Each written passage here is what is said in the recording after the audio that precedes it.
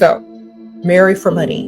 And the reason why I say that, because men don't hold marriage sacred. Sprinkle, sprinkle. While talking about Wizard Liz, the self-help guru and influencer whose advice we've already talked about in previous videos, I noticed some of you in the comments bringing up SheraSeven. Some people say they're basically the same, others insist they're nothing alike. So let's settle this debate once and for all. Sprinkle, sprinkle. Big hacks to all my lovely subscribers. We just passed 2,000 subscribers. Thank you so much. You're the heart of this channel. If you're new, I'm Dana. Tap the subscribe button, grab some snacks, and get cozy while we unpack the internet together. Both Wizard Liz and SheraSeven are self-help gurus who, while perhaps not exclusively focused on dating, often share advice around women's empowerment, relationships, and navigating men. Wizard Liz's core beliefs and messaging circle around self-love and leveling up, making yourself desirable and attracting things and people into your life rather than chasing them. A queen does not chase, she attracts. A queen will not chase a man. You can never catch her chasing a man, ever. If a masculine man wants to be with a feminine woman, a masculine man is gonna chase her. He is gonna make sure that he chases her, and when he gets her, he will pride himself in it. She often speaks in a very spiritual way, emphasizing how important manifesting is. The most important thing I have ever done in my life is believe in the law of assumption and believe. I swear, every single thing I wanted to manifest started manifesting into my life. Out of nowhere, I would get money, and this was like scary stuff. And when I did not get what I wanted, I got something better instead. When it comes down to dating, she often emphasizes the importance of dating up financially, making sure that men are providers and have money that they are willing to share with you. You have a man that's constantly showing off how much wealth he has to you or how much he has, ask him to transfer it to you. She also often romanticizes being pursued and adored, believing a man you date should be obsessed with you. I only date people that are literally obsessed with me. On the other hand, SheraSeven's message is a clear advocacy for hypergamy. Similarly to Wizard Liz, she states dating up financially is a must. However, unlike Wizard Liz, she doesn't sugarcoat gold digging and is very honest about what she stands for. Lazy gold diggers, thank you. That is a compliment. Who wants to be a hard worker that doesn't get any money from their man? Like, who want to be that? If a man is giving me money and accusing me of a gold digger, he is correct. So why would I be upset with the truth? I wouldn't be offended. I would be like, wow, you're so smart. See you next week. While Wizard Liz's approach to life is more spiritual, SheraSeven is all about strategy. While they both advocate for using women's femininity and beauty to secure material stability, SheraSeven is more forward and honest about her intentions, which are essentially securing the bag. Men don't spend money on women who other men won't spend money on. That's number one. You can't be looking like Pygmisha or you can't be looking like Barnetta and expect men to spend money on you. You have to look like if he won't, somebody else will. If he don't buy it, somebody else will. This is how you gotta look. SheraSeven speaks about transactional dynamics in a very pragmatic, direct, and unapologetically strategic way, meaning a soft life with a plan, while Wizard Liz tries to often dress it as some form of higher spiritual awakening. I don't mean men that are poor. No. I mean men that don't know how to create abundance. That's a broke guy, okay? It doesn't matter how much money he makes as long as he's trying.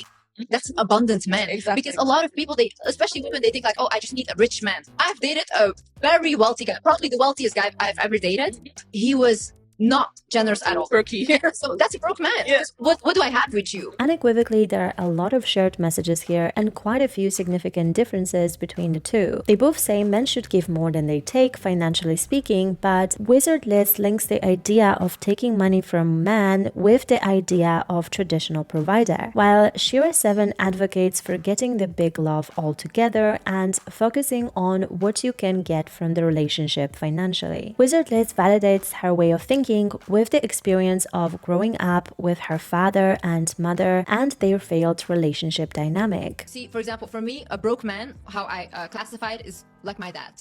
My dad refused to work. He doesn't want to work. He doesn't want to figure out how to work. He made my mom work her whole life, and she was taking care of him, okay? He didn't respect himself, and he didn't respect my mother. It was just not in balance at all, and my mom had to be hyper masculine to make up for the lack of masculine energy in the house, right? SheraSeven also validates her advice, but by sharing her own experience with men, coming into conclusion that they bring nothing but disappointment and hurt, so she chooses to detach emotionally and instead approach relationships as a way to secure financial gain. I was talked down to, I was hated on just for trying to be in a career that I had passion for. So after being, disappointed and upset, I decided to try my sister's way. And so I was like, okay, well, I'll give this guy a chance. So I listened to what he said, and my questions came, so what do you do for a living? There's a clear pattern in their advice, and it often stems from a place of hurt, disappointment, and a deep lack of faith in men. Considering their own difficult experiences, whether in romantic relationships or growing up in unhealthy family dynamics, it's not surprising that their advice reflects what has helped them cope and move forward. But what works as a coping mechanism for them may not apply to the vast majority of women. The key difference between the two is that Wizard Liz cloaks her ideas in spirituality, achieving through manifesting and being delusional. She still believes that there will be a Prince Charming who will take care of her because of her aura and charm, and deludes herself into believing that all men that come into her life are obsessed with her and want to wife her up. Be delusional. If you don't believe that you are, think that you are. Once you repeat so many times a thing in your head, it's gonna literally come into your life. There is no other way. SheraSeven is more realistic with her stance and simply believes in strategy and power dynamics. Power established based on men's lust and feminine beauty. She often points out that all men cheat, therefore women should just take what they need when they can and move on to the new one. Most men are going to cheat unless there's some dysfunction. And they still might try to cheat emotionally. So you got to be careful. The equivalent of a man not cheating is like the same thing as saying a woman going into a grocery store and only buying things that are on her list, or a woman going to the store and only buying the things that are on her list every time. That's impossible. It ain't going to happen. No one would bet their lives on that. Both of them place a lot of emphasis on beauty. At one point, Wizard Liz even claimed that unattractive people are that way because they're ugly on the inside. But that was very ugly. The reason why he was ugly is because he also had an ugly personality. Yeah, I really feel like people who are like dark on the inside, like evil almost. It starts to show in the face. You can see it in their eyes, you can see it in their face. Shera also often talks about how important beauty is, especially for women, suggesting using your looks to get ahead in life. Ugly women ain't gonna find no true love. I promise you. Ask any ugly woman. Have you ever found true love, man? Nope. So you can't find true love if you true ugly. You got to do better. Get up in the morning, brush them teeth, put that makeup on, do your hair. Okay? As we all know already, Wizard Liz got cheated on after a few months of knowing and being engaged to Landon, with whom she's now pregnant. And SheraSeven response to that was as expected. It's not a scandal if it's been known forever that all men cheat. Who cares? If ever they're given an opportunity, they will take it because they don't think, first of all, they don't think you're going to find out. Second of all, they don't think it counts if it doesn't mean anything to them. It doesn't count. It doesn't mean anything. And maybe they feel like that opportunity won't ever present itself again. So they'll take it.